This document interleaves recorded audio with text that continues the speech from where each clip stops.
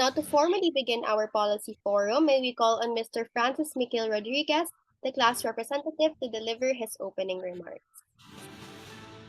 So, good afternoon, everyone. A warm welcome to everyone joining our policy forum called Manipula, a wordplay on the Filipino term manipula. So yeah, that's the picture that they came up with for me. Yeah, so very serious. Anyway, today's forum will discuss the vulnerabilities of the Philippine election, particularly the last three cycles to social media manipulation, which has now evolved to influence operations. Hence, we came up with the label Manipula because we believe that it takes resources such as money to create narratives that deceive people, narratives that erode our trust in institutions and democracy, and narratives that sow division. Today, with the expertise of our speakers, Manipula will explore how influence operations has evolved into what it is now, its consequences, and what we can do to correct it. Sadly, influence operations is a problem we cannot ignore or neglect, especially with the midterm elections in 2025. So again, thank you so much for gracing our policy forum. I hope you will listen to what the speakers have to discuss. You may take down some notes, and if you have any questions, you may course all your queries later to the proper channels for our Q&A session. Once again, I welcome you all to Manipula, an STS1 policy forum. Thank you so much, Mr. Rodriguez, for giving us the context and reason why we are all here today. And the theme of this policy forum, aptly titled Manipula, is as relevant as ever. Do you agree, Jill? Definitely, Jalea, lalo pat we now live in a world consumed by digital technology, and with the looming midterms elections in 2025, we have to be more discerning and aware of how things like influence operations work. I so agree, Jill. Everyone can be a victim of disinformation. Do you agree, participants? Kindly give us a thumbs up naman if you guys agree with me. Yan, thumbs up tayo. Agree ba tayo sa sinasabi ni Jalea? Ayan, mukhang agree naman sila. Okay, so let's get the first leg of Manipula started. Pa-heart reacts if ready na ang lahat to hear from our first speaker. Okay, everyone is ready. Okay. Miss Regine Cabato reports about the Philippines for the Washington Post. Among her notable coverages include the troll farm operations, drug war killings, and the 2022 presidential elections. Her commentary has been featured on BBC, CBS, and CNN, among other channels. She won the prestigious Palanca Memorial Award in 2019 for her 10-poem suite, Notes from the Field. She co-founded the initiative Campus Journalism Lab, which holds seminars and workshops for student journalists. Please give a blistering round of applause to Miss Regine Cabato.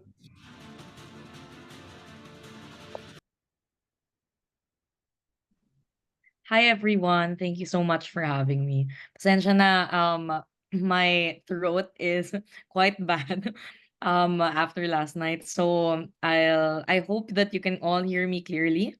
Yeah. Okay. Sige, I have a few slides that I would like to share with everyone. But let's keep this as conversational as possible. So if you guys have any questions, feel free to pop into the chat. We can just be very conversational about it, no? So how do I share my screen? May authority ba ako to share screen? Yes po.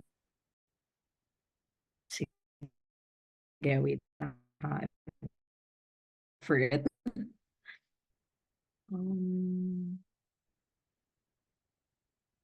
Saan siya dapat? Sorry, I can't find it. Are you sure naka-ano ka sa host?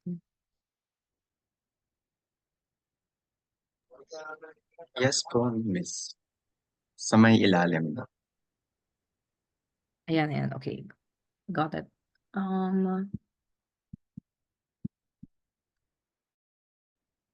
Ayan, ba? Sorry. Here? Kita na po. Okay, that's great. Sige. So,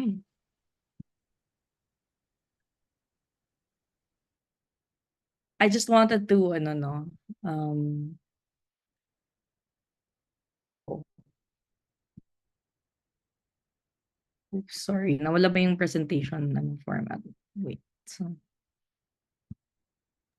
Kita naman po, Miss. okay, sige. So, hi everyone, I'm Regio. I am a reporter with the Washington Post. Like what was mentioned, I've spent a bit of time reporting about and researching on troll farms, disinformation, and influence campaigns. And this was also the topic of an upcoming research paper that I worked on itong last year when I was in the UK for 6 months. So I've been on the receiving end of harassment campaigns, na politically related, of course. I have done a few trainings as well with students on how to spot these kinds of things, and hopefully you guys will learn something from today. Siguro we can get started with just something very basic, no? What is the definition of an influence campaign? Or sometimes it's called a disinformation campaign, no? Um, an influence campaign, like one of the definitions for it is basically when there is a coordinated attempt um, to be able to spark some kind of influence over how people think, or in some cases some behavioral change, no? Influence in terms of changing your opinion on something, changing how you vote, for example, changing your opinion on a policy. That doesn't necessarily mean that an influence campaign is bad. Kasi may mga positive influence campaigns naman, such as, for example, yung campaign na bumoto, or yung campaign na um, vaccine awareness, di ba? So those are some things where we see, an example of what we can say would be a more positive influence campaign. But when we say malign influence campaigns, which is primarily what we're talking about here now, at yun yung nakikita natin usually pag election, di ba? Pag malign influence campaigns, doon natin nakikita na medyo may tina-target for harassment, or may ginagamit na disinformation, or the campaign resorts to all sorts of dirty tricks, which we'll be able to talk about more later. Why do these campaigns seem to thrive in the Philippines? That's another question that I often get, no? Pero um having read about how these campaigns also happen in other countries, gusto ko lang sabihin na hindi naman to exclusive sa atin, no? I don't think that Filipinos are any smarter or dumber any other nation, kasi lahat ng iba't ibang bansa may ganitong problema din. Lalong-lalo na ngayon sa panahon ng social media. It's just that the way that these influence campaigns affect the public, iba-iba yung manifestation nun for different countries, right? So in the Philippines in particular, for example, we are more susceptible, I would say, to political influence. Hindi tayo masyadong magaling pa when it comes to spotting electoral political disinformation, as opposed to, say, one other influence campaign, for example, would be foreign interference. At nakikita natin kung nagbabasa kayo ngayon ng mga headlines, no, and if you've been following news about West Philippine Sea, may mga influence campaigns din na medyo pro-China yung stance. Yung mga Filipinos in general, we're actually more resilient to that. But there Filipinos tend to be very critical of China. So hindi tayong masyadong nahuhulog sa Chinese propaganda. But we seem to have a harder time now when it comes to spotting political disinformation. And one of the reasons for this is because some influence campaigns online and offline, because they can also go out of the internet, they have been cultivated for years and years now. So these are things na you can't really pinpoint like a period in time na, dito nagsimula yung disinformation na to, parang gano'n. Kasi parang naging embedded na siya sa ating social consciousness even way before the age of social media. One of the other things that makes the Philippines unique is that we're a very digitally online and young country. So yung average age ng mga Pinoy, early 20s. At nakikita nyo naman no, yung mga industries na madalas pinapasukan ng mga Pinoy, usually tech-related. Yung mga call centers, virtual assistants, all sorts of yung online economy, online selling, etc. So Filipinos, like we have one of the highest social media use sa buong mundo. We're chronically online as a people, no? And although of course may mga certain exceptions sa rural and all, pero that is to say that Filipinos spend a lot of time on social media. And also, like we're a bit of an English-speaking country, ganyan. Parang we're very communicative. And that also kind of influences as well, no? Like the kind of stuff that we consume.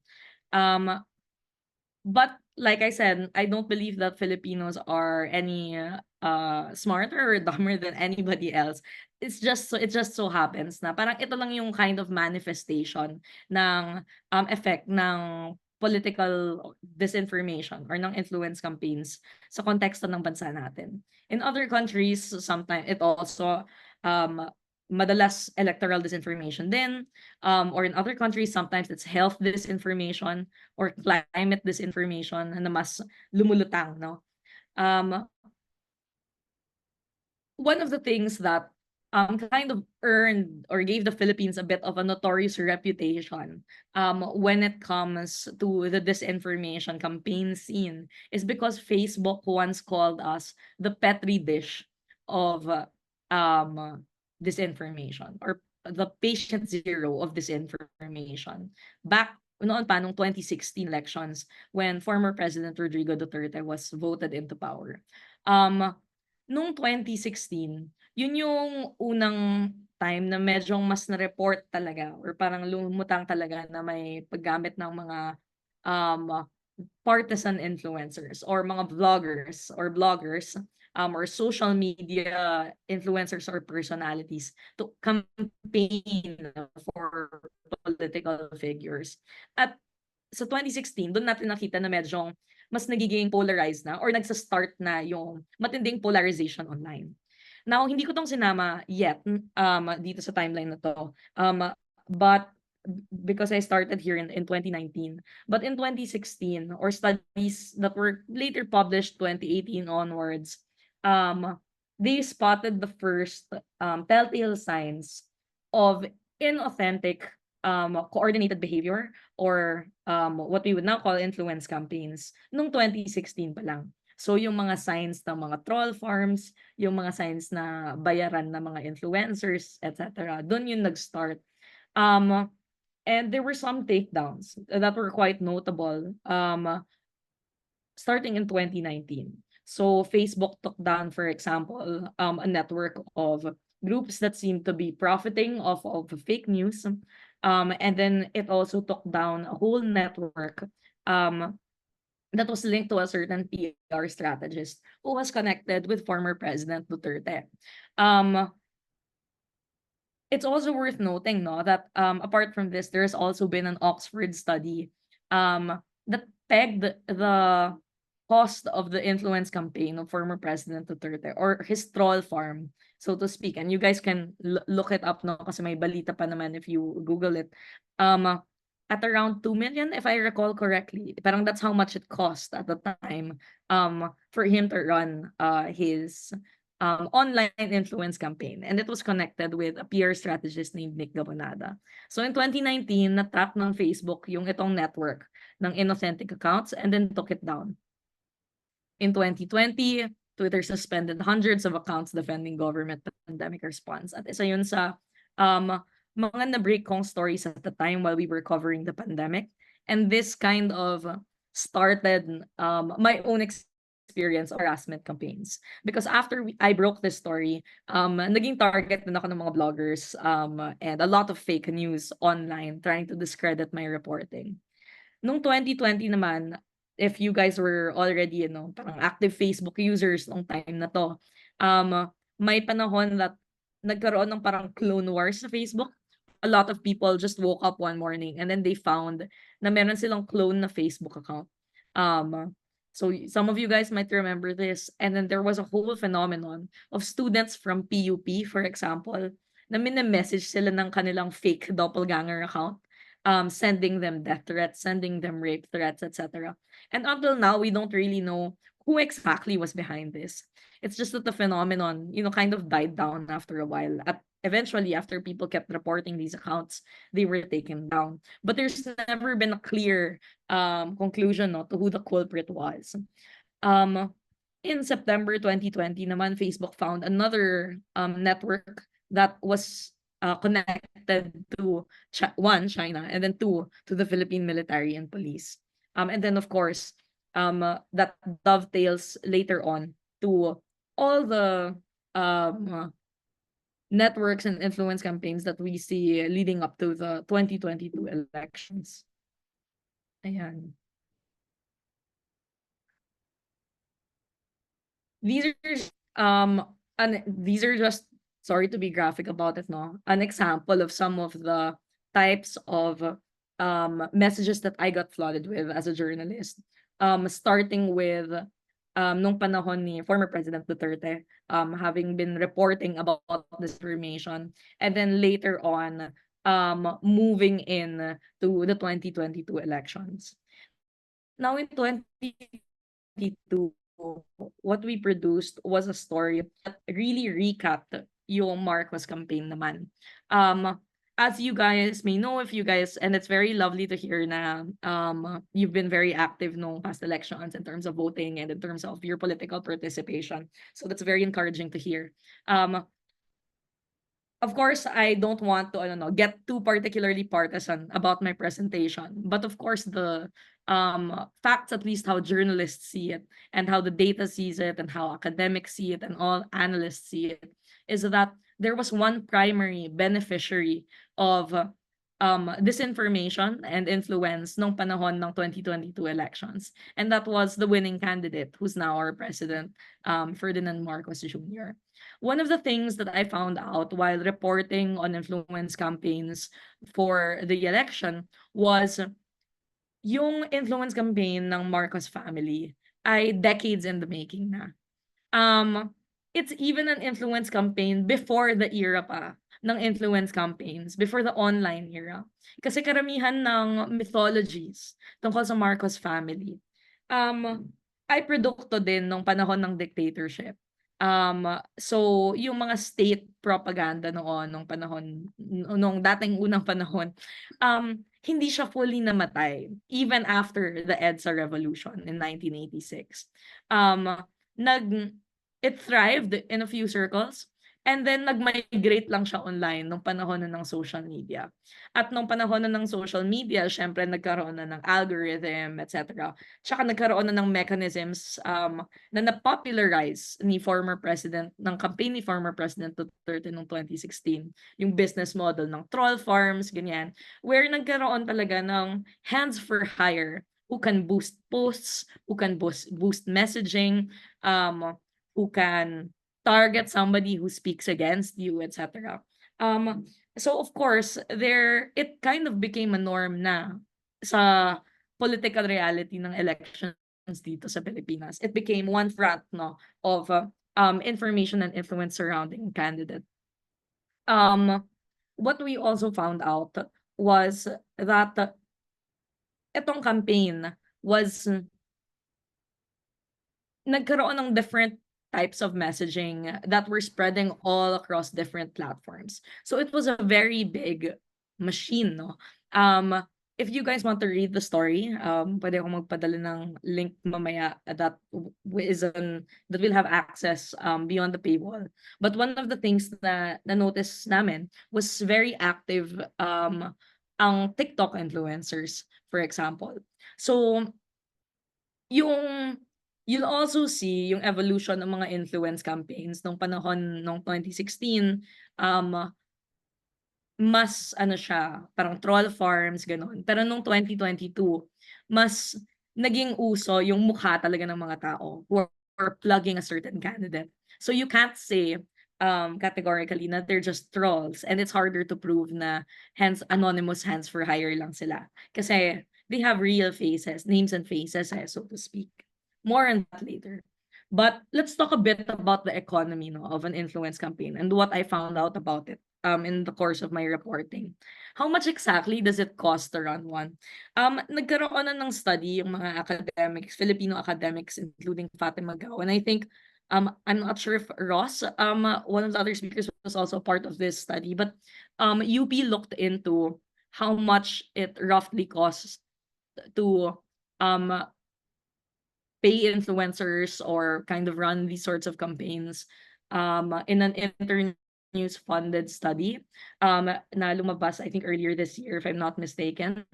At yung estimate nila, syempre it's so hard to tell kasi a lot of these people will not admit to getting paid.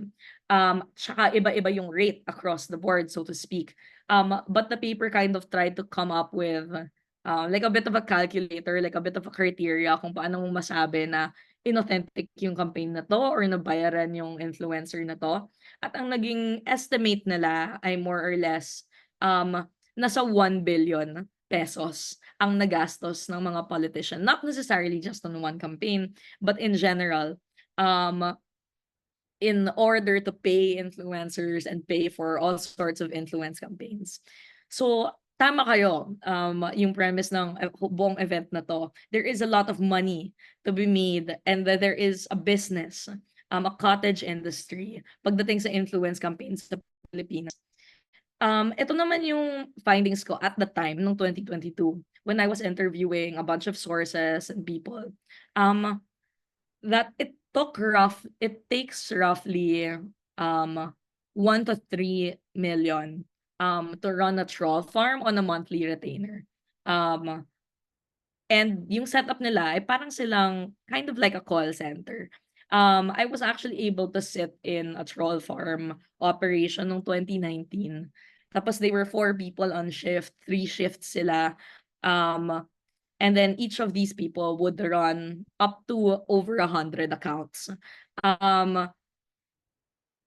Each of them would get paid. Yung sa pinuntahan ko, they were called the white hat operation kasi hindi silang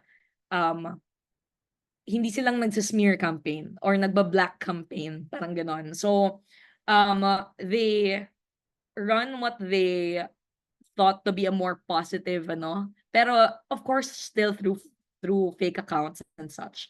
A moderator of that kind of operation can earn up to maybe around 40 to 50,000 pesos. And then sometimes, like the going rate, sabi ng isang strategist sa akin, if you're going to hire an influencer, kasi minsan, yung influencer yung kailangang maglabas ng content, 'di ba? Parang kasi siya yung content creator eh. Tapos yung mga trolls or yung rank and file na accounts, sila yung mag-engage doon sa content na yun. Sila yung mag-share, sila yung mag-like, mag-comment, etc. So if you're an influencer, you can get paid substantially higher kasi content creator ka. Mas may, kumbaga, mas parang white collar yung ganong trabaho. And you can get paid anywhere between 1 to 3 pesos per like, follower, subscriber, etc. Yun daw yung going rate. But of course, for yung mega influencers, mas malaki yung bayad sa kanila. There was a TV show host affiliated with ABS-CBN, si Ogie Diaz. Sabi niya, may isang fan page siya before that had, I think, around 2 million likes. And he got an offer to sell this fan page for, I think, 1 to 2 million pesos ata. So, you can kind of see, na parang it really is a bit of an industry dito sa atin. What made last year different in terms of influence campaigns in the long or short history ng mga online influence, ng short history ng influence campaigns dito sa Pilipinas? although Facebook was still the primary source of this information according to analysis by fact checkers, mas nagkaroon na ng malaking role ang video. So YouTube and TikTok.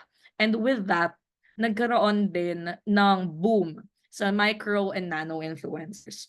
So unlike in 2016, when you had your big ticket influencers who had millions of followers, say for example, Mocha Uson, mas naging uso last year yung mga community leaders or apparently in the online marketing industry, they call them key opinion leaders. Kung meron ka ng a few thousand followers, pwede ka nang maging KOL, so to speak. So these people could be anyone from all walks of life. May mga tao na makeup artist, may mga tao na Grab delivery or angkas rider, ganyan. May mga tao na dating OFW and so on and so forth. But one of the things also that made etong last election cycle interesting is because nagkaroon ng mas maraming grassroots na influencers, hindi mo rin masasabi na lahat sila ay bayaran. Or lahat sila ay nasa pocket ng mga politicians. Some of them sincerely believed in what these politicians were pushing for. But nagkakaroon pa rin sila ng profit because yung business model ng ilang mga social media platforms like Facebook and YouTube, for example, incentivize people to come up with certain content that will get a lot of engagement. Tapos nagkakaroon sila ng profits from that if people place ads on their videos, for example, and so on and so forth. At dahil sa volume ng content, at nakita to sa mga analysis ng mga academics, no, that the Marcos Duterte tandem has been quite a buzzword. Parang sila yung winning candidate or parang bailiwick, online bailiwick nila yung YouTube. Yung algorithm naging skewed in favor of them. So a lot of may nagsabi sa akin na isang pro-isko influencer nung 2022. Sabi niya, pro-isko ako. Pero yung sa algorithm pa lang, kung lilipat ako ngayon kay BBM, I will make 3 to 5 times what I'm making now. Dahil lang sa volume. Because yung traffic ng algorithm, parang pumupunta sa ganung kind of content eh. So as a content creator, you also have to cultivate yung ganung volume so that the viewership gets directed there, and then therefore the advertising gets directed there. So a lot of these influencers, they don't have to even ask politicians for money. Kasi binibigyan na sila ng money ng mismong company. Okay, so that's another problem that or another concern that we should be mindful of as well. Another thing din nung 2022, mas naging evident talaga na polarized or parang mas na-solidify yung division, polarization sa politics and society sa Pilipinas. Everyone was kind of living in their own echo chamber somewhat. But of course, there was also a realization that we had to break out of these echo chambers. And that's why a lot of young people like yourselves participated sa mga house-to-house campaign, ganyan. It was very much a result of, kasi nag-trail din ako ng house-to-house campaign and I spoke to a lot of youth. It was very much a result of the realization na we have to have face-to-face conversations because the last 6 years, people have just been living online. Nagkaroon pa ng pandemic, di ba?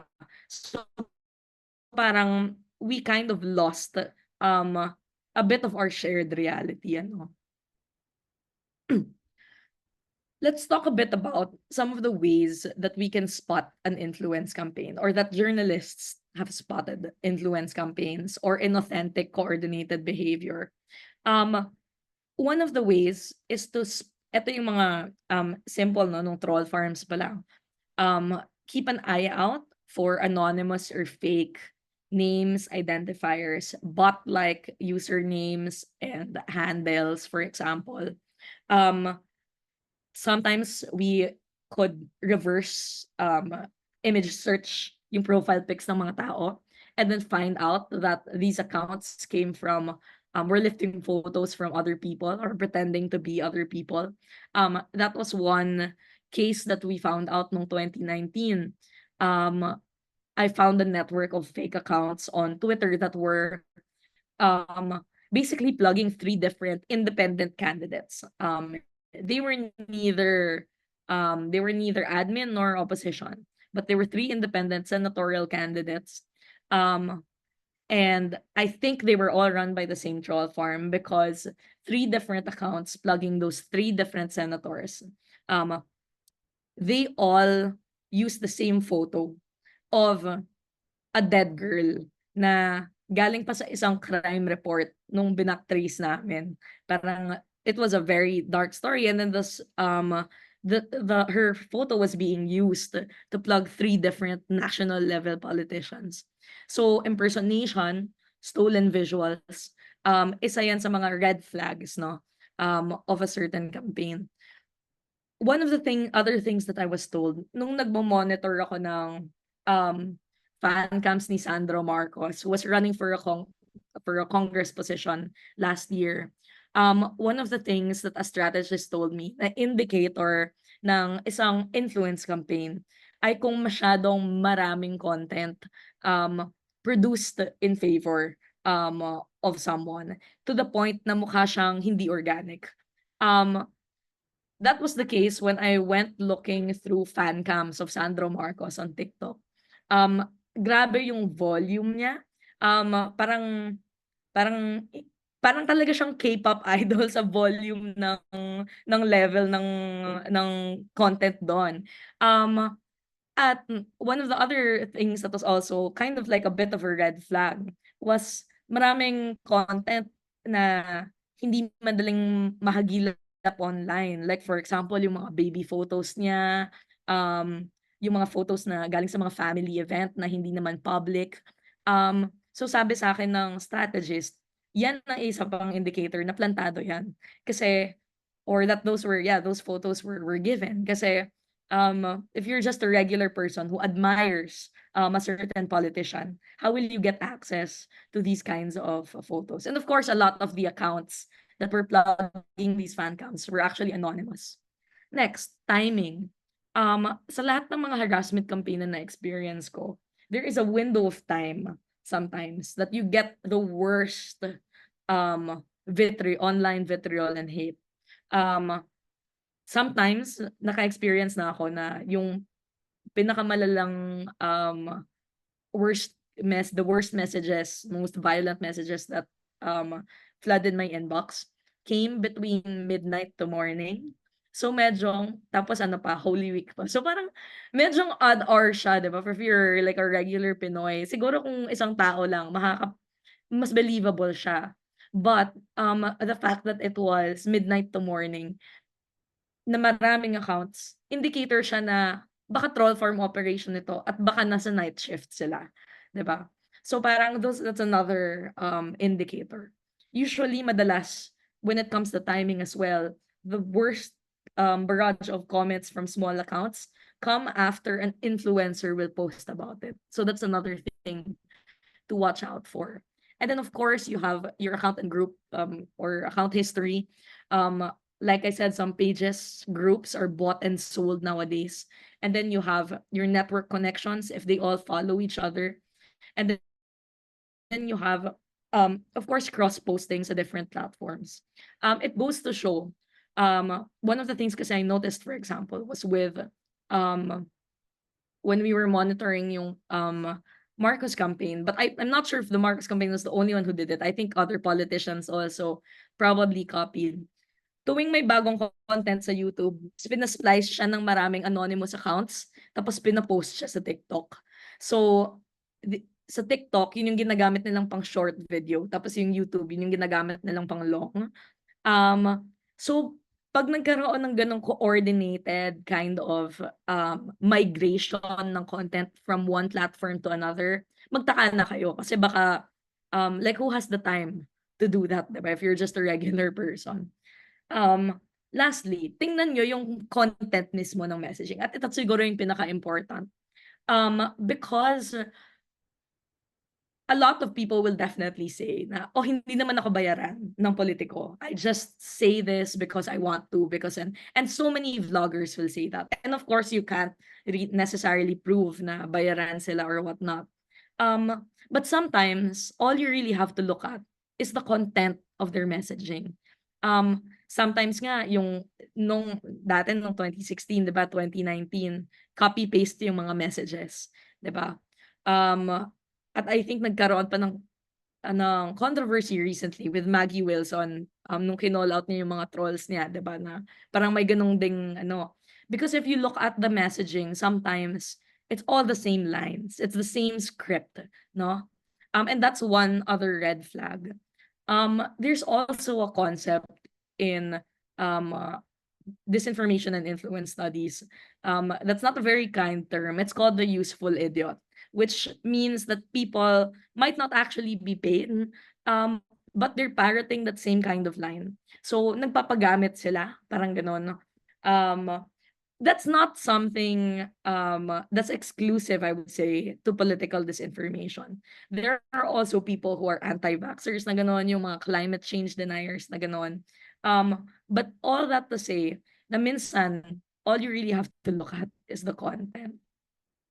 And of course, when you look at the content, you can look at sino yung primary beneficiary ng content na yon at sino yung primary target. And according to fact checkers from CheckPH, malinaw naman kung sino yung naging target tsaka naging beneficiary ng disinformation sa huling election. One other thing is that disinformation influence operations, they constantly evolve. One of the things na napansin ko, for example, was when I was following this hyper-partisan influencer na gumagawa ng mga very incendiary or very parang emotionally provocative videos. One of the indicators na bayaran siya is nag-produce siya ng video about somebody ranting about being non-partisan. Somebody just saying, hindi ako pro-Lenny, hindi ako pro-Marcos, hindi ako pro-Isko, etc., etc. Tapos biglang in the middle of the video, nagkaroon ng ad. And the ad was an ad for Jinggoy. Pero, pinackage yung ad na parang snitch siya. So, nagkaroon pa ng, eto, kung nakikita niyo yung visual, may button pa na skip ad. So people will think that Jinggoy sponsored parang or paid for an ad doon sa video. At parang siyang sponsored content na hindi mong ma-skip. Pero actually, nakatahi siya doon sa mismong video. The skip ad button was fake. It was actually inside the video, kung gets niyo. So parang yun yung isang indicator na siguro binayaran yung influencer na to or yung gumawa ng page na to. Kasi obviously hindi siya sponsored ad ni Jinggoy, nakatahi siya doon sa video. So nagkakaroon ng mga ganitong mga innovations every now and then. And that's why it's really hard also as a journalist, as a consumer, as an academic. Kasi once you think you catch the concept of a disinformation campaign, parang a new one or a new tactic crops up. What's next post-elections? What are the things that we should watch out for? One of the things that we should be mindful of, kasi elections, so medyo nag-die down na yung division, yung polarization, people are back into memes, but it's because it's peacetime. It's also a time for politicians to rebuild their reputations again. So that's one thing that we should be mindful of. Nung minonitor namin yung Marcos family, for example, yung polarization and them benefiting from a lot of disinformation noong 2022. Lahat kasi ng mga pro-Marcos stuff, a lot of it was seeded way before the elections pa. Some of the earliest Talano Gold, for example, conspiracy theories na pinost sa YouTube, they date back over 10 years ago or 10 years ago pa. At over the years, nag-accumulate lang siya ng views hanggang umabot na siya ng millions of views. So, peacetime or post-elections time, that's when that's when you should also be mindful of stuff that might not get a lot of traction yet, pero pagdating ng election, yun yung i-boost. Another thing you should be mindful of also is big corp and private interests using these information operations, because yung model naman ng marketing ng online influence operations, bago pa siyang ginamit sa mga politiko, ginagamit na siya ng mga private corporate interests, pampabayad ng pag-plug ng brand, ng shampoo, ng skincare, etc., ganyan. And then it just migrated to, so you guys might also want to be mindful of what companies that you see might be benefiting from certain influence operations. Okay, so one example of this, for example, is when I was interviewing yung isang troll farm na napasukan ko. Sabi niya may isa siyang client na malaking food and beverage company. And yung company na to ay mayroong ding ties sa construction, mayroong ding ties sa infrastructure. And then I noticed that there would be a lot of transport advocates who would be getting harassed. A lot of people who were advocating against the big road, against the big road being built, nahaharas sila ng mga anonymous accounts. So you guys might also want to be mindful of certain companies that might be hiring these kinds of services to push their own agenda. And then, of course, if you guys have been tuning into the news, there's foreign interference that's a growing concern, lalong-lalo na sa West Philippine Sea, because China has been very active in terms of pushing its own idea na sila yung may-ari ng islands sa West Philippine Sea, etc. So far, resilient pa naman ang mga Pinoy dito. Pero may mga Filipino vloggers tsaka bloggers na nag-share ng mga pro-China na stance. So it's just something to be mindful of. So what can we do as media consumers? What can we do to kind of help ourselves and help each other in this kind of online reality? We need to develop not just media literacy, but also disinformation resiliency. Kasi, syempre, mahirap labanan yung machine, di ba? Hindi naman lalong-lalo na yung parang pinopondohan nito. It's very well-oiled and we might not have that same level of machinery.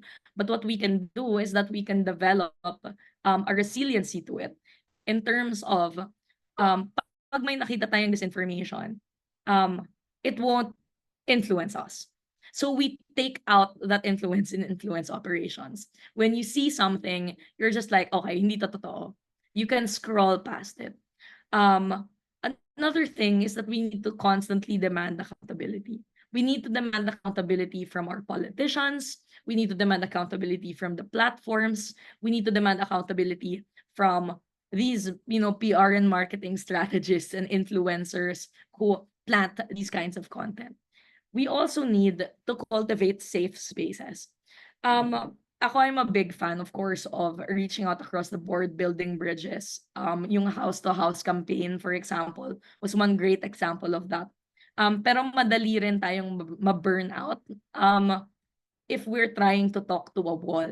So it's also very important to cultivate safe spaces online and offline, where you know that may kasama kang mga allies, just to refresh. And of course, I can see that your teacher is Sir Remy, and he's been a great source of mine when it comes to Wikipedia. Kasi Wikipedia is one example of an online safe space that doesn't get a lot of credit. Yung Wikipedia kasi, yung structure niya bilang isang site, hindi kang makaka-post ng kung ano-ano kung wala kang citation. And it gets a lot of bad rep na hindi siya reliable.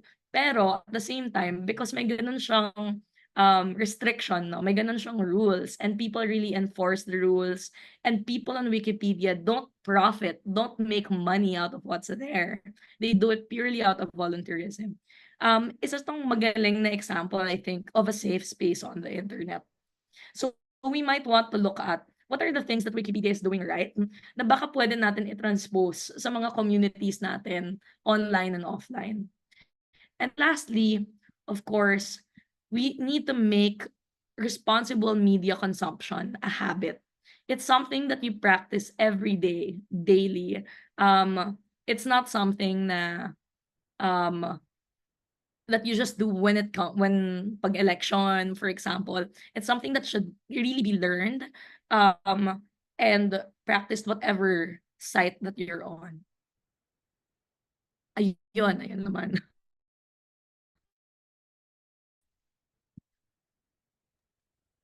So I Thank hope you, that Ms. was Regine, for that helpful. very Yeah.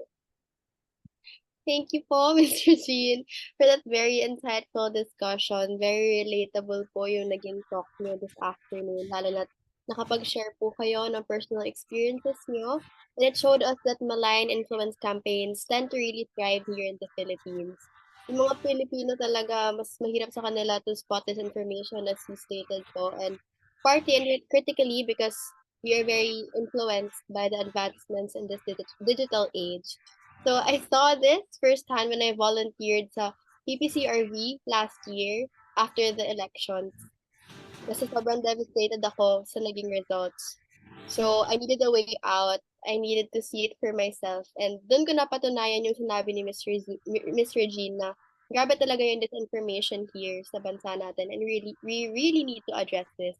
That's why there is a heightened call to be more mindful and vigilant and active, as Miss Regine mentioned. Of course, hindi talaga natin matatanggal din yung digital machines natin. But as stated by Ms. Regine, we can take it out by taking out influence out of influence operation. So yun po yung highlight ko sa naging talk ni Ms. Regine. How about you, Ja? What did you learn this afternoon? Okay, Jill, I agree with Ms. Regine also, no, that as Filipinos, we are susceptible to political influence, especially now na nakatira tayo sa digital, online, and in a young country. We spend a lot of time on social media like TikTok and Facebook, and I can see na during ng period ng election campaign, sobrang talamak yung disinformation sa TikTok, ano? Kasi nakita naman natin na about this certain candidate, ang dami talaga niya na-victimize. Ganun. Marami ang niniwala sa mga content sa TikTok, ganyan. And gaya ng sinabi niya kanina that influence campaigns for the elections about Marcos, never talaga nawala yan, but nag-drive palalo nung pumasok yung social media, kaya lalong dumami yung supporters niya. Ayun. Also, yung ways na sinabi ni Ms. Jean kanina to spot an influence campaign will be helpful for us to avoid disinformation and to avoid malign influence campaigns. Ayan, kaya dapat lagi tayong mindful and spot natin mabuti yung content ng mga message. Ayan. How about yung audience natin dyan? Mag-react na lang po kayo, emoji, kung ano na feel nyo sa naging insight ni Ms. Regine. Para naman we show love to her also. Yeah. All right, and questions for Ms. Eugene Cabato can be channeled through the slider link, which can be found in the Zoom chat box. While we wait for the participants' queries, may I call on Ms. Elmera Eranio from the Externals Committee to award the Certificate of Participation.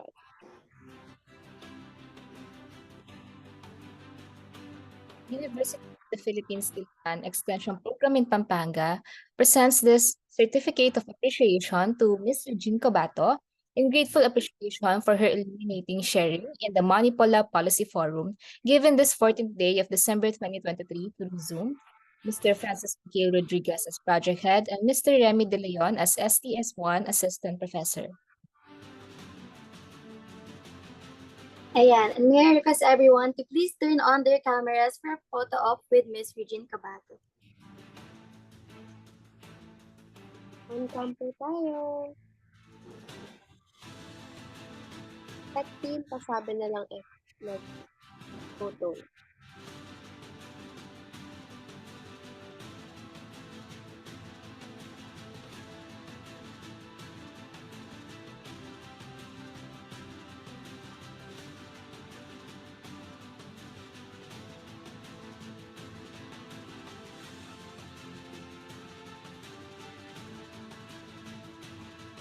Ready na po tayo mag-picture. Right.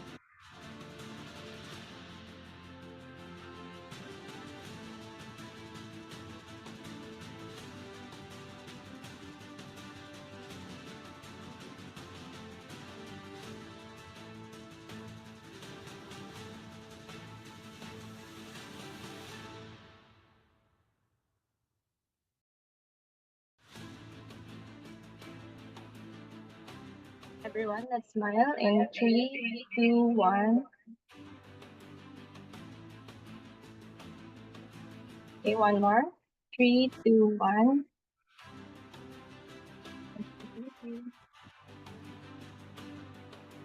You may turn off your cameras po, pero encourage din po na to leave them on. It looks like the questions have started to come in. Jalea, shall we proceed now to the Q&A segment? Ready na po kayo, Miss Regine? Okay. Okay. For your first question po, someone asked, having covered last year's election, what do you think makes Filipino voters vulnerable to disinformation? Again, having covered last year's election, what do you think makes Filipino voters vulnerable to disinformation?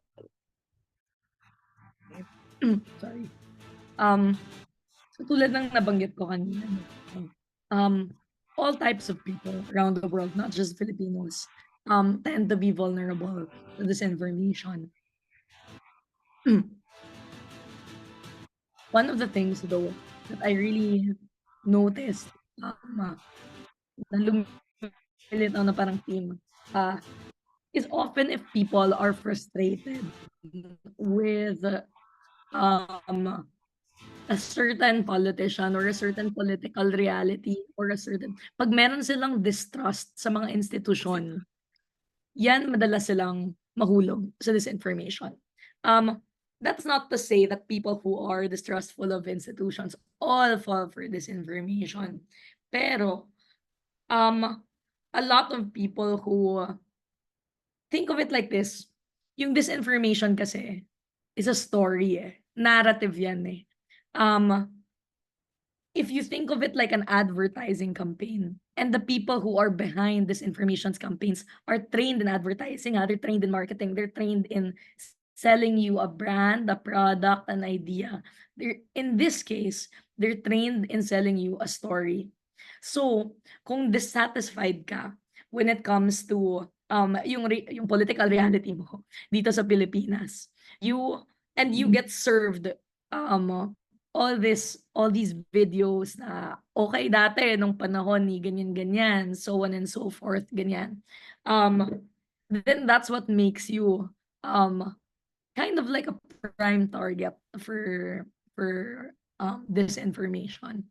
So that's not to say that it's your fault, because karamihan, most of the time, stuff like this is targeted through data analytics, because the people who devise these campaigns are also people who really look into the demographic, kung paano magbenta ng candidate or kung paano magbenta ng kwento sa babae, sa estudyante, sa OFW, tinitingnan nila yung lahat ng demographic mo. And then they try to come up with a campaign messaging based on that. So I think what makes Filipinos particularly vulnerable also is that we're chronically online. So and we don't yet understand fully yung business model ng yung paus ko. Yung business model ng Facebook, ng YouTube, tsaka ng mismong advertising industry, tsaka ng mismong disinformation industry. Palagay ko that if we were a little more skeptical when it comes to and if we learn a little bit more about how people profit off of this kind of work, na a lot of influencers might actually be paid, then maybe we would be a little less vulnerable to disinformation. All right. So for your second question, Miss Regine, did you encounter any form of online harassment and attack while reporting on influence operations? If so, how did you protect yourself from those? Thankfully, supportive yung company ko that I work for, which is a foreign newspaper. They helped me set up a lot of my online digital security. And I also have a very supportive circle of friends. So, sa height ng mga harassment sa akin, um, ideally kasi, and in our culture, a lot of other Filipino journalists, they just ignore it. Pero syempre, nakakatakot din siyang totally i-ignore. Kasi hindi mo alam na sa dami ng mga messages na pumapasok, baka may death threat dyan or something. Or baka may isang message na parang mas malala sa rest. And you have to document that. Just in case, knock on wood, something happens to you. But my friends were very supportive. Nagkaroon ako ng konting digital detox. At sila yung nag-comb through a lot of the comments, the screen cap it, and to help me in translating it sa English para masubmit doon sa security or ng Washington Post. Kasi in an ideal world, lahat yan dina-document just in case something happens to you. But it's too stressful to do that. And I'm a strong believer na yung target ng mga ganong abuse, hindi dapat sila yung gumagawa nun kasi it re-traumatizes them to have to read all those messages. So thankfully, my friends helped me through that. Thank you po. For your third question, may nag-send po sa Slido link natin. Sabi po, good day, Ms. Regine. Do you know the demographics of those who are part of troll farms? Like, are they under poverty or from big businesses or from tech industry? Are they being trained for this or generally just part of a dedicated campaign that they believe in? Iba-iba siya across the board, which really tells me honestly that anybody can be a participant in this kind of economy.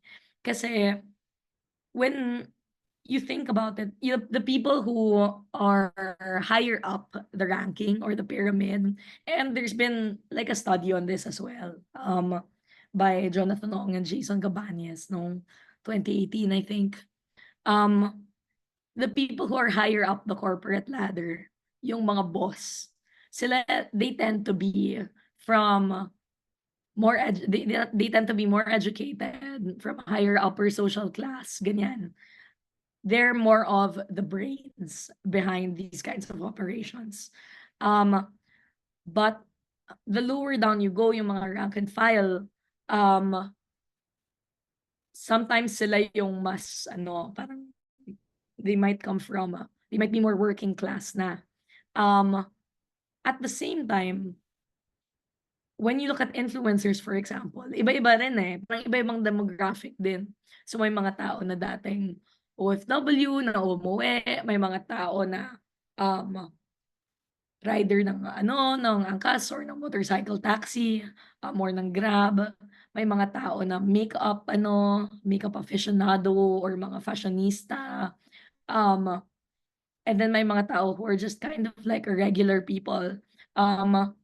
And then may mga tao din na, saucy, and may mga celebrity din. So it really depends. And each of these different demographics, yung influence circle nila ay may sariling demographic din. Kasi iba-iba yung followers nila eh. And that's why if you're a smart campaigner, you will want to target the influencers na nandun sa demographics na hindi pang nakukuha ng kandidato mo. So basically, there's a market for everyone. And for your last question, ma'am, the problem is they have a set of simple, directed narratives for falsehoods, but the narratives for truths are harder to explain. So where do we go to find the stories we can share to make the truth easier for the broader public to understand? Syempre, as a journalist, I'm gonna say that, and I'm going to ask for help in terms of sharing the stories from trusted news outlets. I know the media industry is not perfect. We have our own faults also, but we also have an editorial system and an ethical code that we have to adhere to, which makes it a lot harder na lumusot yung disinformation sa trusted media outlet kaysa sa if you're just listening to an influencer. So, I would say that definitely please go to the trusted media outlets. Locally, that's ABS-CBN, GMA, Rappler, and then of course, yung mga foreign press like Washington Post, New York Times, Al Jazeera, BBC, so on and so forth. But I also I'm a strong believer precisely because of course hindi naman kami, we also have lapses as humans who work in the media and as people who also work or report to bosses who might have their own interests. I think that you should follow a lot of media. Don't just follow or just one. Just look at how different media cover the same issue or various issues, so that you can compare and contrast, so that you know that you're getting your news diet from a diverse array of sources. Hindi lang galing sa isang tao or sa isang influencer. Thank you po, Mr. Jean, for answering our questions. Actually, marami pa pong tanong. Na-overwhelm po kami sa slide on. Dami po nag-a-ask. Pero since we don't have much time, may second speaker pa po. May we ask if we can send the other questions po to you so you can answer po in your own time. And then we'll just post the answers in our FB page. So yun, huwag po mag-alala yung participants natin. Masasagot po ni Ms. Virginia. Ang dami ng tanong. Nagulat kami. Okay. Sige ba? Okay, thank you so much, Ms. Regine Cabato, and thank you too to our participants for sending us their questions. We hope that you were enlightened as much as we were. Again, our grateful appreciation to Ms. Regine Cabato for gracing the first part of our policy forum this afternoon. We look forward to hearing from you again, Ms. Regine. Thank you so much po.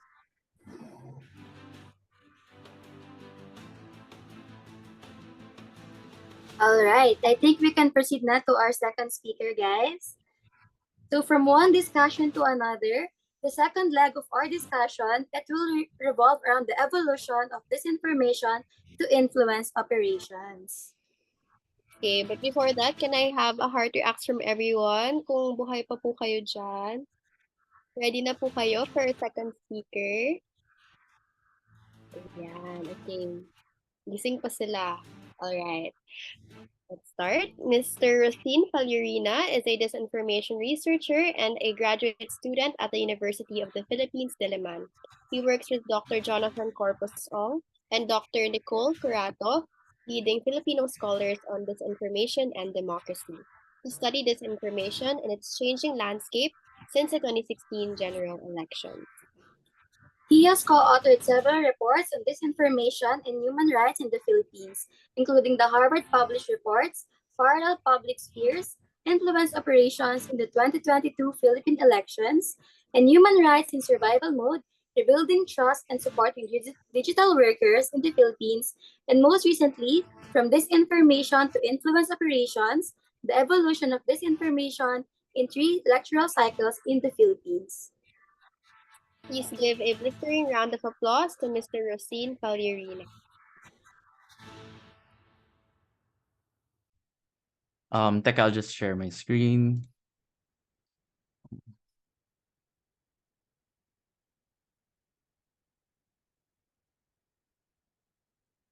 Which one is this? Okay.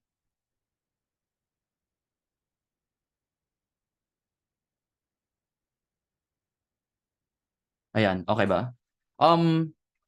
So let me just preface my presentation and say a lot of what Reg has already talked about will be covered in this topic as well.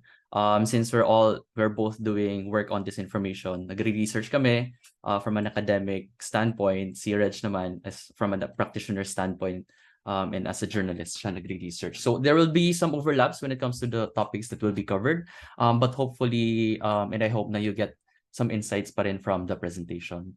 So let me just begin by saying na, I'll introduce myself.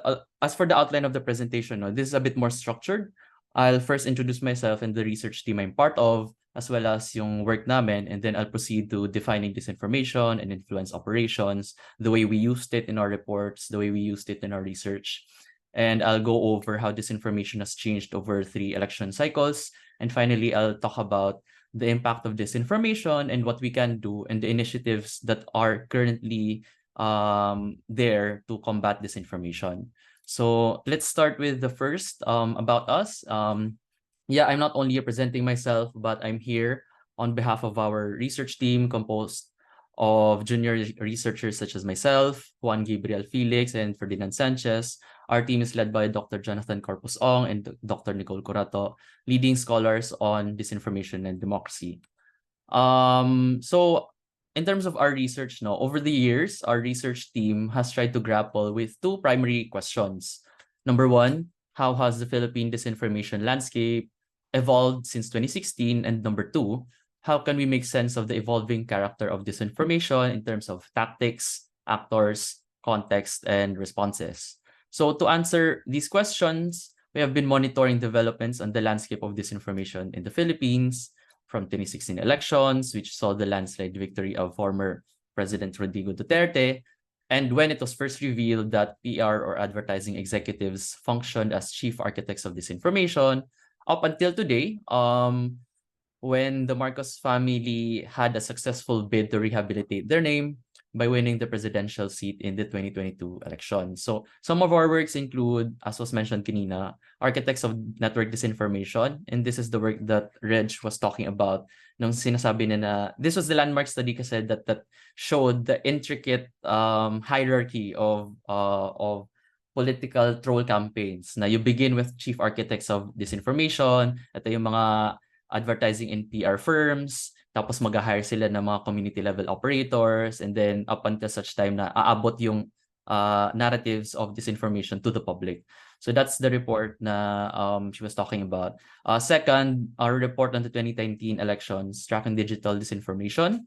And the third is the Parapublic Spheres report, influence operations in the 2022 Philippine elections. And then most recently, just this year, yung ito, from disinformation to influence operations, the evolution of disinformation in 3 electoral cycles. So what we learned is that over 3 election cycles, political influence operations have been constantly innovating along the lines of, number 1, personalities, to include knowledge influencers, lifestyle vloggers. Number 2, platforms such as partisan broadcast media and understudied digital platforms such as TikTok, very popular nowadays, as well as innovative practices such as brigading and canceling to form the grand ecosystem of disinformation dito sa Pilipinas. In understanding these, we hope to generate actionable insights on impactful responses to disinformation with a view of preparing for the next elections. So before we talk about this more in detail, let's try to revisit muna some of the definition of terms. Kasi there are, parang we've been saying disinformation influence operations, tas Reg naman has her own concept of influence campaigns, right? Sa amin naman, we try to differentiate between disinformation and influence operations kasi parang in the past few years, we've been using disinformation in daily conversations, and for the right reasons naman. But for us in the team, we define disinformation as deliberately misleading or false information that is being used for political and economic gain. But due to the evolving nature of disinformation in the country, and it's ever expanding, it's ever evolving, we found that the label of disinformation or the concept fails to capture the complexity of the phenomenon. The scope of the concept has since become narrower and is only limited to information that we can easily identify as deliberately false, while ignoring those that seek to skirt detection and become more quotidian, under the radar, and difficult to discern, oftentimes packaged as political belief or political expression. So We have since considered using the term influence operations as a more useful concept to characterize the dynamic of the recent Philippine elections. The difference here is that influence operations is a more expansive frame that captures campaign strategies that may not be illegal or deceitful, but are exploitative of the many gray areas of campaign finance regulation, platform policies, and journalistic norms, as well as latent anxieties and skepticism of citizens. We are then able to bring into the fold and bring into the conversation itong mga political vlogs or blogs that brand themselves as news or even political commentary or even films that try to whitewash personalities or seek to distort history. So now we have these kind of like definition of terms. Let's now move on to the question: how has disinformation or influence operations evolved over the years, or more specifically, over 3 election cycles? And then, of course, we begin our story with 2016, which we considered as the first social media elections here in the country. The 2016 presidential elections showed us how media manipulation could become a viable part of the election winner's toolkit. In a report by Jonathan Ong and Jason Cabañez, yung architects of network disinformation, it was revealed that the central responsibility of local advertising and public relations experts in the conduct of dirty political campaigns on social media, whom they referred to as the architects of network disinformation. The disinformation for hire industry hijacks people's sentiments and sows public divisiveness. These architects assemble fake account operators and influencers to continuously seed partisan information, hijack online conversations, and disrupt flows online in favor of political clients. So in 2016, sensing the frustration from the Aquino administration, the Duterte campaign was able to capitalize these anxieties into what we call penal populism, which then eventually translated into narratives against the Dilawan or the elites. During this time, parody and pseudonym accounts with huge following, yung tinatawag natin ng mga macro influencers, na may mga 1 million followers or plus, paminsan 10 million followers and all these things, such as Senora Santibanez, through their support for candidates out of the blue. Bloggers, namely Moco Uson, Thinking Pinoy, Sasasot, as Reg already mentioned, emerged suddenly and were able to mobilize support for Rodrigo Duterte. And as a response naman, fact-checking and media literacy initiatives became the default response of civil society organizations. Meanwhile, government regulations struggled to reform campaign finance laws to foster more transparency in campaign ad spending. So that's for 2016. So let's now move on to 2019. In 2019, disinformation became more prevalent, more integrated in campaigns, and more difficult to catch. There was a notable pivot to digital operations in campaign spending for almost all politicians across the board, from the national down to the local level. Whereas previous campaign budgets mostly revolved around ground wars, or what we call in-person appearances, such as rallies, and air wars, na yung broadcast media advertising, including television and radio. Now, dito sa 2019 elections, social media budgets included a sizable allocation for social media campaigning. For this round of elections, we observed that there were more actors who were playing the disinformation game. Kaya we saw na there was a noticeable shift from the popularity of macro influencers into micro influencers, as Reg already mentioned kanina, who had, although very, very small following, sabihin natin mo 5,000, paminsan 10,000, na hindi umabot sa hundreds of thousands. These micro influencers were nonetheless effective in conveying their political endorsements, kasi these accounts were seen as more authentic and relatable to the Filipino voter. So one example I can still remember is that there were thirst-trap Instagrammers regularly posting shirtless pics on their grid, but would occasionally throw in a post in support of one Ponce Enrile. So di ba nakakagulat kasi you have like 10 photos na nakahubad siya, nasa beach, ganyan. Tapos biglang may picture ni JPE, di ba? So magugulat ka talaga na may mga ganong types of endorsements coming from these small accounts. There was also a considerable rise in the popularity of hyper-partisan news, or political commentary branded as news on social media. So the most successful of these channels, I remember, and we had a blog post about it, was Tokhang TV, which ranked 45th in terms of YouTube views for the year 2019 with over 179 million views. Tokhang TV ranks higher than some mainstream media channels such as UNTV News and Rescue, which was in the 91st place, and Inquirer.net na naka 128th place only.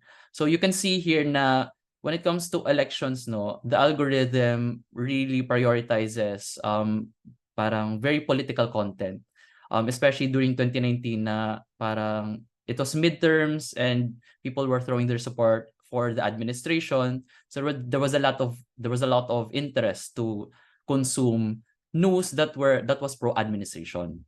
During 2019, alternative news pages, hyperpartisan YouTube channels and websites, as well as local community pages and closed groups on Facebook also played greater roles in shaping online sentiments compared to 2016. As for responses to combating disinformation during this election cycle, platforms themselves made adjustments in content moderation rules and community guidelines, which then led to more Facebook takedowns. Fact-checking and media literacy initiatives remain the dominant counter strategy nonetheless. So let's now move on to the 2022 elections. And you can notice here now we started using influence operations instead of disinformation here. So the decades-long campaign to rehabilitate the Marcos legacy culminated in the victory of course, our President Bongbong Marcos, who wielded an information media fantasy complex that served its passionate fandom of Marcos supporters. This information ecosystem is composed of a hyperpartisan broadcast channel, knowledge influencers on television and social media platforms, TikTok teams, and even operators on messaging apps. The Marcos campaign's propaganda and strategic performances of victimhood successfully upended the traditional representations of heroes and villains in the EDSA People Power Revolution. So let's talk about the actors naman and the platforms. During this election cycle, we observed that there were new disinformation actors who came into the play.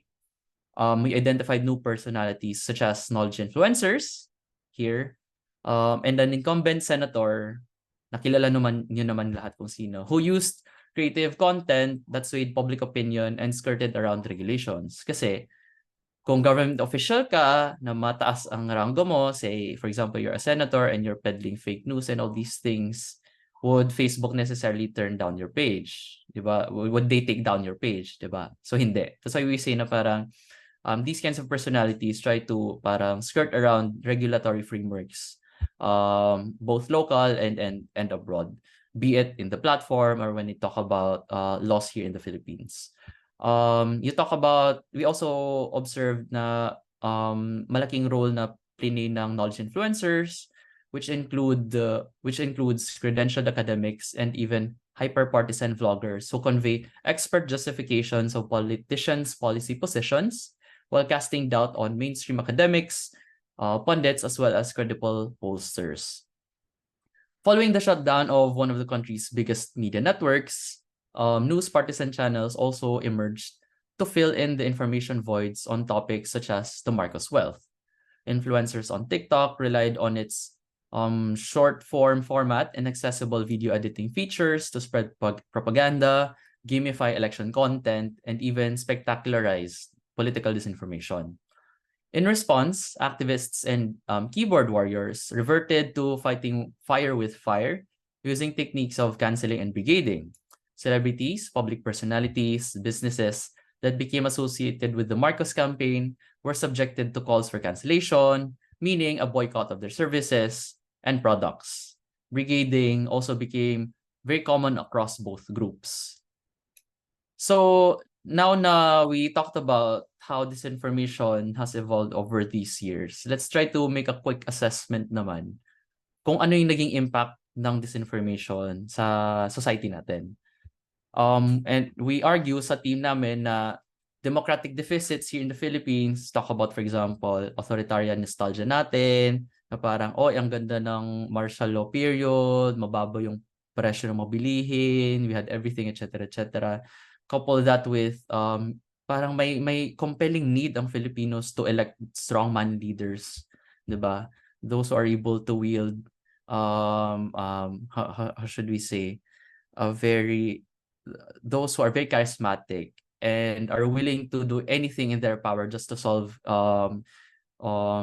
issues of our society dito sa Pilipinas. So all these things you talk about, itong mga democratic deficits and mga vulnerabilities dito sa Philippine society natin, have paved the way for disinformation and influence operations to take root both offline and have impacted our society along two fronts. We argue, number one, this is about sowing distrust against institutions of democracy, and then second, creating parallel public spheres. So now let's go on to the first point. There is a persistent but heightened campaign to sow distrust against electoral systems as well as institutions of democracy from both supporters of the administration and that of the opposition. On the part of the current administration, as you would know, Bongbong Marcos previously launched a campaign against former Vice President Leni Robredo in the aftermath of his failed vice presidential bid, alleging cheating during the elections. But eventually, the Supreme Court dismissed the protest. But the supporters of Marcos have since used savvy TikTok videos and YouTube vlogs to repeat the narrative that the elections can be bought by paying and cozying up with Smartmatic, the provider of vote counting machines. Meanwhile, the supporters of the opposition or supporters of Leni Robredo or yung mga kakamping have taken to Facebook and Twitter to provide technical evidence to justify calling into question the results of the 2022 elections, citing manipulation of transparency server results. And this to us was very surprising kasi parang in our observation, this is the first time na parang there are two camps that are trying to peddle their own narrative of electoral fraud. Nung una kasi, kung sino yung talo, siya lang nagpe-peddle. Pero this time around, everyone is throwing allegations of electoral fraud, and we think that this is not healthy for democracy. Especially given that, in the case of, for example, dito sa mga kakampings, I've spoken with representatives from NAMFREL, PPCRV, and all these things, and they say na yung calls or the technical evidence na sinasabi nila that was being spread on Facebook and all these things during or after the elections was a bunch of rubbish. Okay, so ang sa amin ay regardless of whether or not you have opposition and the administration peddling na there are parang issues with the electoral system, I think what should be noted here is there is this campaign to sow distrust against our institution, especially the our electoral system, diba? But aside from the electoral system, we can also talk about other institutions of democracy. And to this, we say that the Duterte administration's propaganda machine have been successful in sowing distrust against the press, which culminated in the arrest of Nobel Peace Prize awardee Maria Ressa and the shutting down of ABS-CBN. Schools and universities are also under siege as their efforts to brand educational institutions as breeding grounds for the recruitment of NPAs. And of course, as UP students yourselves, malaking issue to sa atin, diba? The public increasingly has less trust in experts or those academics who try to share what they know and try to share their expert knowledge to the public by way of public interviews and all these things. Kasi they are branded as out of touch or they are protecting the interests of the elite, or even worse, they're just called dilawan and parang nail in the coffin yon. This wave of anti-intellectualism also bears implication to people's confidence on science, which was most exemplified during the COVID-19 pandemic. The public has instead turned to tuob or suob and believe that vaccines cause people to become magnetic. And we've seen that viral on TikTok. In a sense, we see na rebuilding trust in democratic institutions and its pillars are crucial for us to, number one, safeguard the integrity of future elections, which we are trying to do here, diba, in this forum. But secondly, in trying to build a more sustainable democracy. The second consequence naman or impact of disinformation dito sa Pilipinas is what we call parallel public spheres. And Reg alluded to this kanina kasi she was talking about polarization. Pero in our case, in our research team, we coined this parallel public spheres. The main consequence of influence operations is the creation of parallel public spheres or two separate information ecosystems aligned with hardened political identities. People only participate in political realities that align with their beliefs, and each of these political realities is established by their own broadcast channels, celebrities, influencers, pseudo experts, and even entertainment media. So in this sense, we can say na the 2022 elections has become an exercise of virtue signaling and identification with the candidate, and it's less about learning the candidate's policy positions, leaving little to no room for healthy civic discourse to take place. We witnessed this dangerous development dito sa 2022 elections where lines and allegiances have been drawn. As Bongbong Marcos refused to attend presidential debates and be interviewed by broadcast media networks, his supporters either turned to Marcos's YouTube channel full of highly produced vlogs or to hyper-partisan news channels that would only praise the candidate. As there is a general mistrust in mainstream media, many Filipinos have turned to hyper-partisan political pundits and vloggers as their daily source of news. Both administration and opposition camps enlisted their own network of influencers and celebrities. The impact of parallel public spheres extends beyond elections, as broken friendships and family relationships, as you would know, became common during and even after the campaign season. This us versus them mentality led to many leaving their family group chats, while others canceled their friends and or families altogether for supporting another candidate. And even after the elections, this trend of canceling continued. Some have taken to social media, calling for the boycotting of businesses, calling for the boycotting of celebrities, for having supported the other candidate. To this, we say, sa research team namin, we say na parang, in an increasingly polarized society, there is a compelling need for us to bridge these divides and to bridge these parallel public spheres. Kasi hindi naman pwede na parang we leave it at that, na after the elections, our society is so fragmented na we can't even reach across the other aisle, diba? Na we can't even talk to people who have very different political beliefs from what we hold on to, right?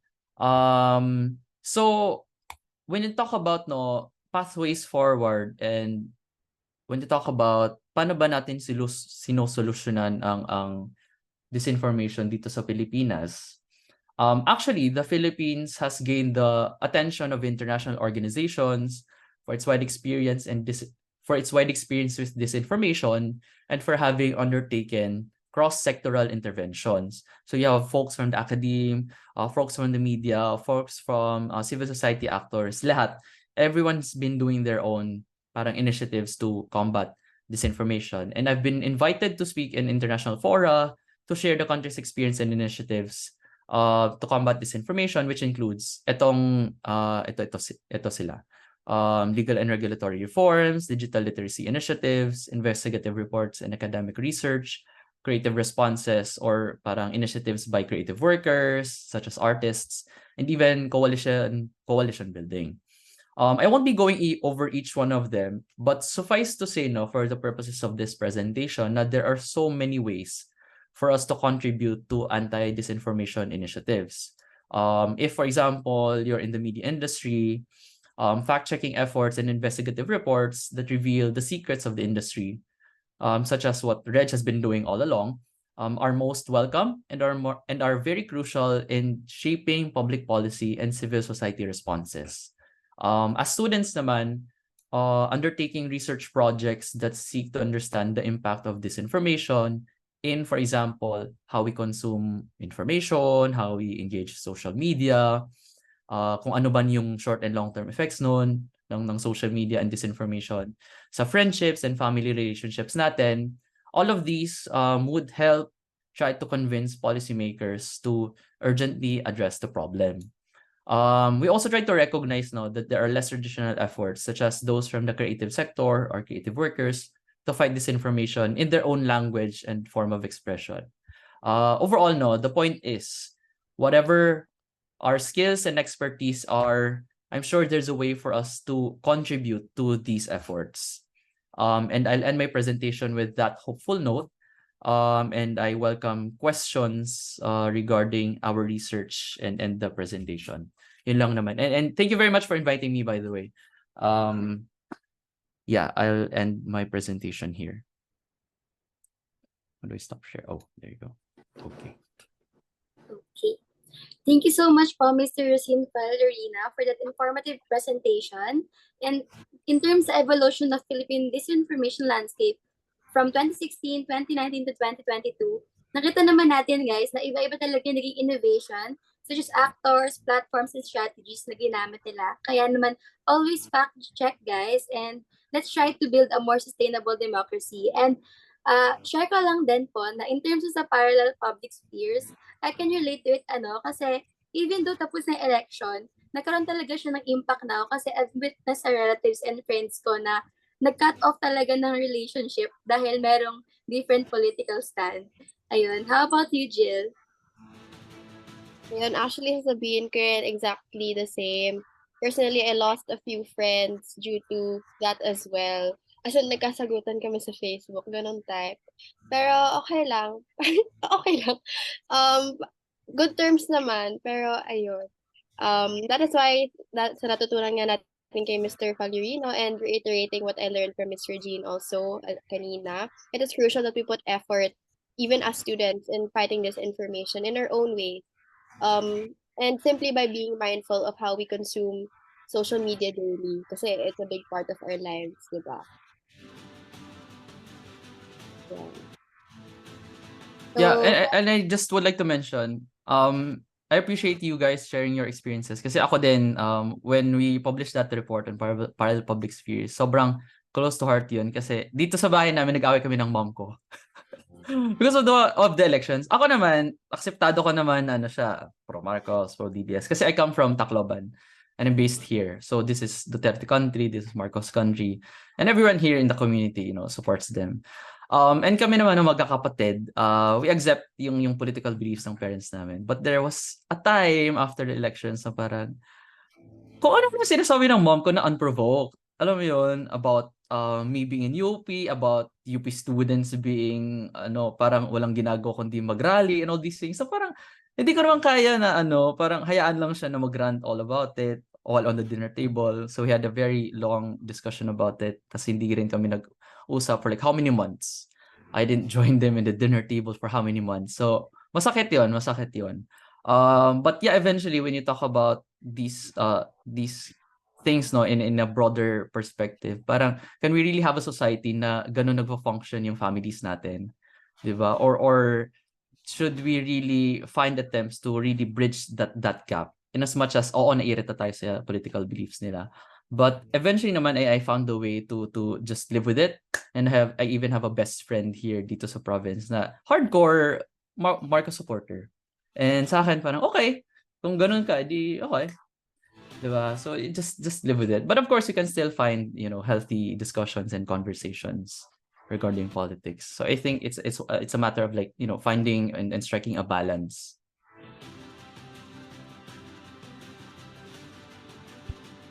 Ayan. Thank you, Mr. Valerina. And questions for Mr. Valerina can be channeled through the Slido link again, which can be found sa ating Zoom chat box. ayan. So keep your questions coming. While we wait for the participants' queries, I call again on Ms. Almera Iranio from the External Committee to award the Certificate of Participation.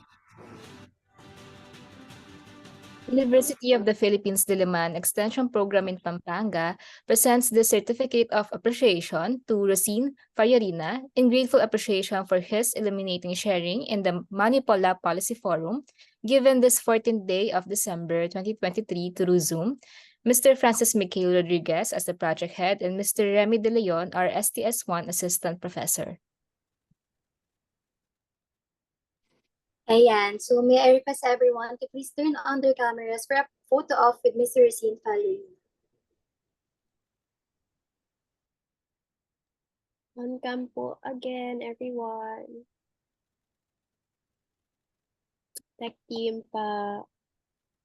pa-picture na lang po. Start. 3, 2, 1. Smile. Another one. 3, 2, 1. All right, thank you. Okay, so let's move on to our Q&A. It looks like may questions na tayo from our Slido. Grabe! Sobrang curious. Ang daming tanong na ating mga participants this afternoon. So, shall we proceed po to the Q&A segment, Mr. Valerina? Okay, sige po. So, from Slido link, yung first question po.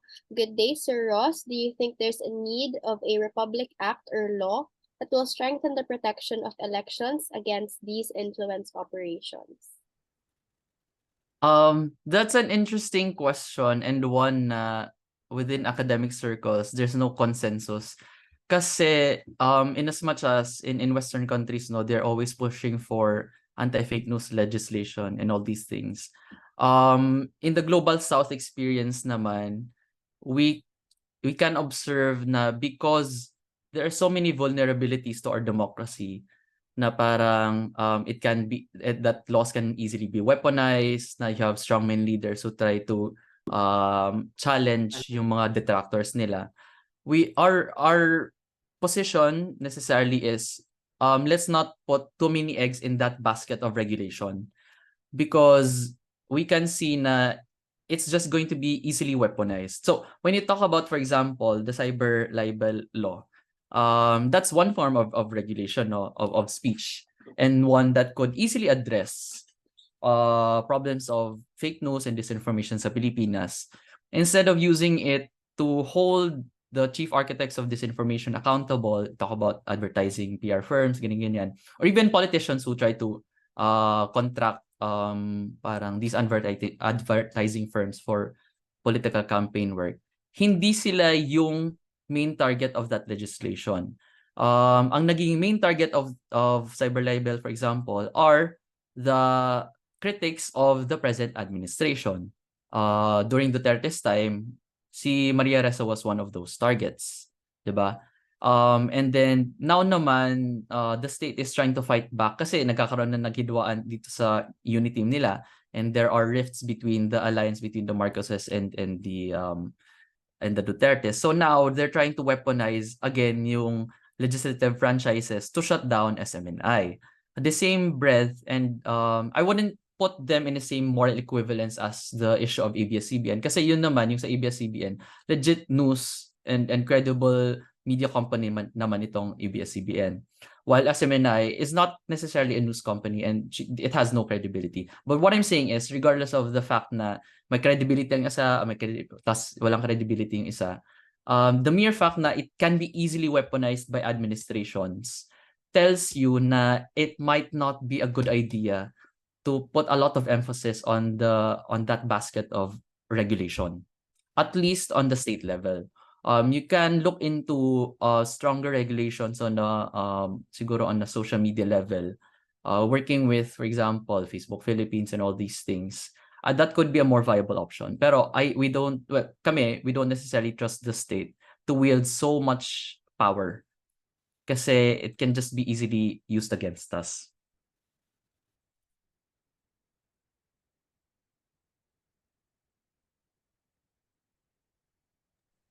Okay, for your next question po, given the proliferation of disinformation spread by the so-called influencers, should we prohibit them from airing their political contents? Oh, that's interesting. So, another gray area, and this is one of the reasons why parang we started using influence operations, kasi yung mga political expression yun, like for example, political vlogs or whatever, na parang sinasabi nila na I'm doing this kasi I'm a supporter of this candidate. It's very difficult to say that what they are doing is fake news or disinformation. And there are conversations even within the human rights community when it comes to fake news and disinformation. Kasi we also worked with CHR and a lot of legal organizations na may mga initiatives din against disinformation. There's actually no consensus yet when it comes to this. Kasi very thin line yan eh. Na parang yung political expression borderline disinformation, but at the same time, there is a high risk of stifling free speech and freedom of expression. Gets? So at this point, unless we are able to have an honest and a more nuanced conversation of what constitutes freedom of expression here in the Philippines and kung ano yung potential limits of freedom of expression here in the Philippines vis-a-vis discussing, for example, what could be disinformative content and all these things. It's actually parang it's a difficult conversation to have, but at the same time, mahirap to put a final like a final note on whether or not we should promote it or not. So at the end of the day, I guess my position personally is I would rather err on the side of giving the public this freedom of expression rather than limiting it for the sole purpose of parang limiting disinformation. Kasi again, the risk again of weaponization of legal regulations. But at the same time, you have to understand na rin na a lot of what is being said online is under freedom of expression, and only siguro a percentage of it is disinformation. Of course, we can't put, a definite number to it, whether or not it's just 10%, whether or not it's 90%. But I would guess na maliit lang yung percentage na yan. And for the risk of running and given na may risk of like parang bypassing yung freedom of expression natin, I would rather na we find other ways to solve disinformation, such as, for example, digital literacy initiatives, fact-checking initiatives.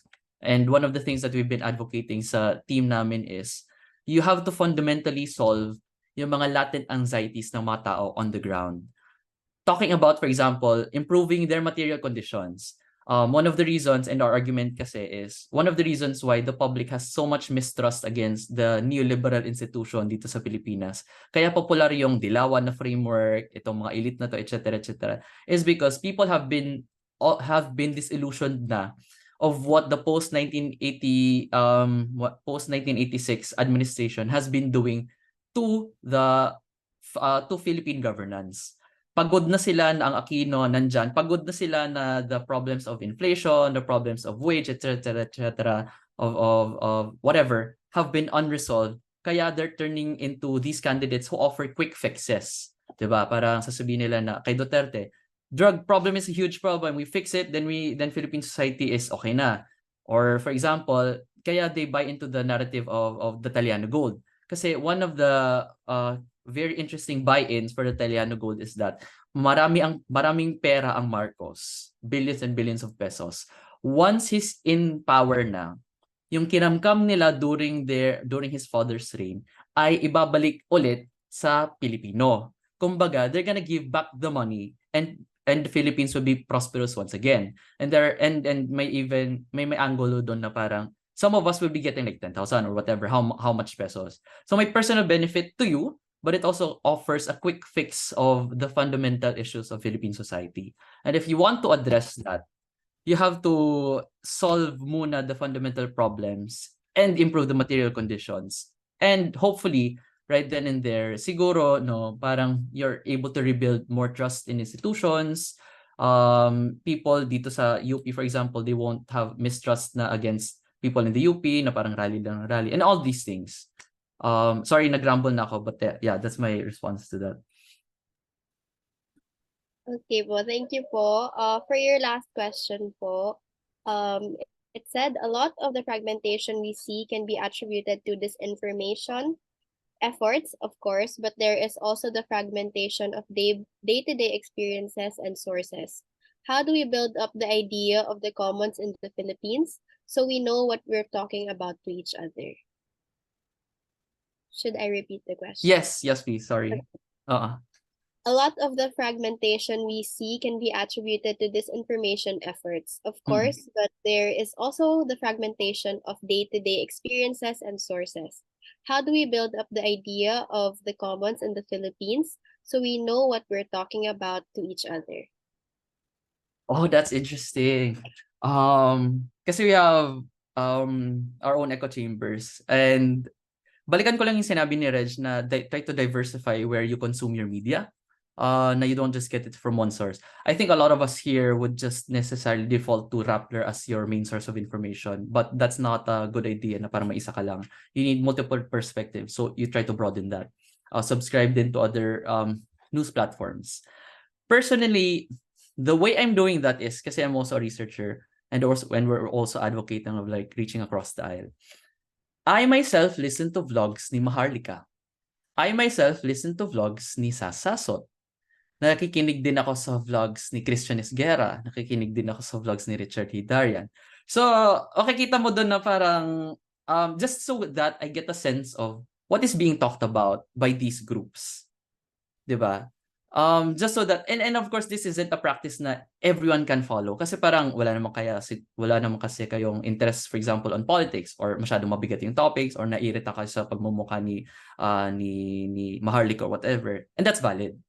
But personally, I feel like we can explore interesting ways for us to not be stuck in those public spheres on the level of parang sources of information.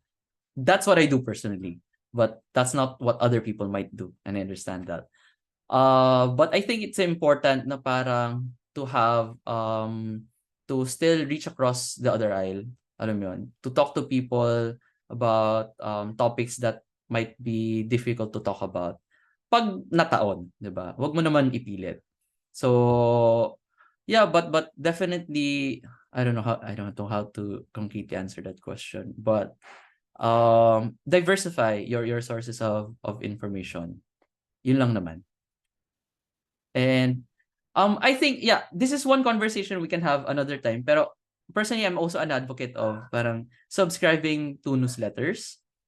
Nagsusubscribe ako sa Quartz, nagsusubscribe ako sa New York Times, and they provide daily updates of news. Parang they'll give you a breakdown of what's important during the day, so you get international news, not just on politics, but also on science, on technology, on economics, and all these things. Para na rin ma-brush up yung knowledge nyo. So there are ways to that. Another thing I also do is I subscribe to New York Times because I believe in their journalism. So I subscribe to it. The old model was parang you buy newspapers daily, diba, for like 20 pesos, 30 pesos, ganyan.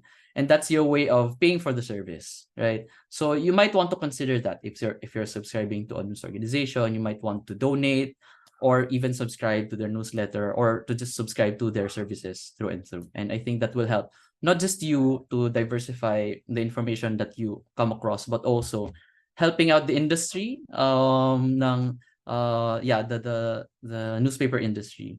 And I think Reg would be very happy to talk about this some other time. Pero personally, that's what I think. All right. For your last question po, sir, how about influence operations by other countries? Could China and even Russia on one hand, or the US on the other hand, be sources of state-sponsored disinformation in a way that would affect our elections? There are current efforts by journalists and researchers to study what kinds of foreign influence operations are at work here in the Philippines. Reg already mentioned kanina na ang daming pro-China na content. And that's one thing. We haven't necessarily seen it impact on elections. Maybe not noong 2022 kasi hindi hot topic yon, because people thought na parang Marcos would tread the same path as Duterte, di ba? Na pro-China, ganyan. But then nag-pivot siya into pro-US.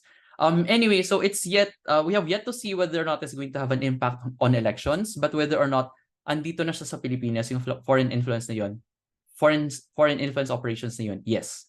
On the side of the US, all those anti-China content, and we've seen that there are small groups there are small groups and pages, and they parang package it as pro-patriotic, pro-navy, pro-army, etc., mga ganitong kinds of content are actually propaganda that's being peddled by the US, or kumbaga binabayaran ng US for influencers to peddle such information. So yes, there is foreign influence here in the Philippines. Specifically when it comes to this US-China and then territorial dispute issue or something like that. But whether or not may impact na siya on elections, wala pa naman. Hopefully, wala din sa 2025, but we expect na it's possible. It's possible. Okay, thank you so much po, Mr. Rosine Valerina, for answering the questions well. And thank you too to our participants for sending their questions. We hope that you were enlightened as much as we were. And if okay lang po, Mr. Valerina, we'll send the remaining questions po sa'yo. Then, ipopost po namin sa Facebook page yung answer. Yeah, sure. And I can actually stay in this Zoom if you have any questions. Okay, thank you po. Okay, again, our grateful appreciation to Mr. Rosine Valerina for gracing the second part of our policy forum this afternoon. We look forward to hearing from you again po, Mr. Rosine Valerina. Thank you so much. Thank you for the invitation. Ayan, and since we cannot answer all the questions for our two speakers today, we will be sending them to our speakers, kaya sabi namin kanina. But no pressure po to Ms. Cabato and Mr. Valerina po. You can send your answers whenever your schedule permits. Your answers will be posted on Facebook. So, wait na lang po sa ating participants. Before I call on si Prof. Remy for his closing remarks, pwede pa react naman yung mga participants natin dyan to send gratitude to our speakers. Mag-emoji. Heart eyes. Yan. Sabi ni Tin, thank you, Mr. Jean and Sir Ross. Thank you so much, Mr. Jean and Sir Ross. Thank you so much po. Okay, yan. Maraming salamat po sa aming speakers this afternoon. Ang dami po namin natutunan sa inyo. So, ladies and gentlemen, what an incredible journey we've had today. On behalf of the organizing committee, I want to express sincere gratitude for your presence and active participation. Your enthusiasm and energy have truly made this event a success. May I call on Assistant Professor Remy De Leon, our STS1 professor, to give us his closing remarks. All right. Thank you very much, dear hosts, and thank you to our speakers. Regine, of course, very glad to see you again, even if it's online, and Prof. Ross Valerina, whom I am very glad to meet here. In a lot of ways, the last few years have felt to many people as if we were living in a piece of dystopian fiction. Even the most mundane aspects of our lives feel like they belong to the post-normal, and there doesn't seem to be a way out. Not a little bit of that is because our elections, which are the lifeblood of our democracy, have become unreliable, at least in perception. Democracy works because, as the old nugget says, politicians are a lot like diapers. They should be changed frequently and for the same reasons. But we can't do that if we can't have credible elections. And we can't have credible elections if we are constantly subject to disinformation campaigns. We heard from Regine and from Prof. Ross about what we've already seen in terms of influence campaigns. They've shown us some of the consequences for those who have been trying to protect the facts in the context of our body politic. And they've cited the need for resiliency, accountability, safe spaces, media literacy and responsibility, and for restoring the relationships that we have that we have, which in being broken have resulted in a fragmented public sphere. There's really a lot to discuss left, even if even if we only have this a short amount of time. We've had a glimpse of how complicated this topic is and how tiresome it can be, honestly, to keep discussing.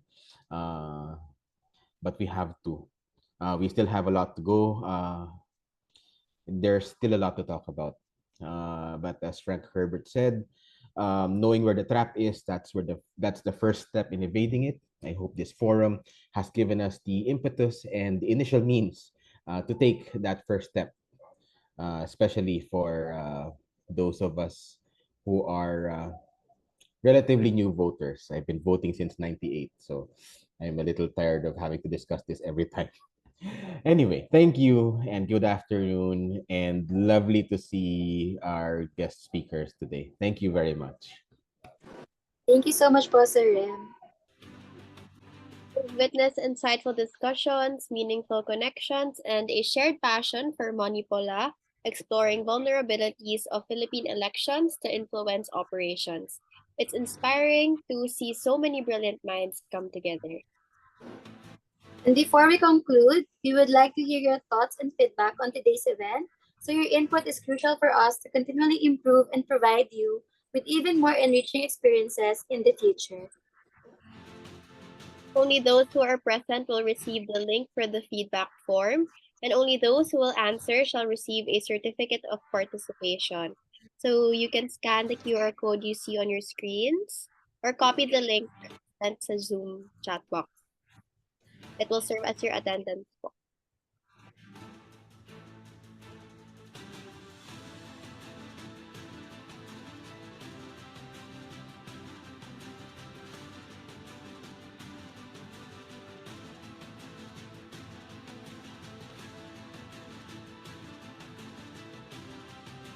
Okay, so I think everyone has already scanned the QR code.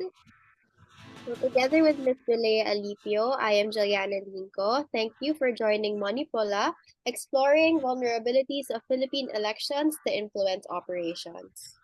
This has been an introspective and transformative discussion for all of us. So thank you so much, guys, and thank you to our speakers, and thank you, Sir Rem. Your presence is not just an investment in knowledge, but a commitment to the resilience of our democracy. Thank you, everyone. Thank you to our speakers.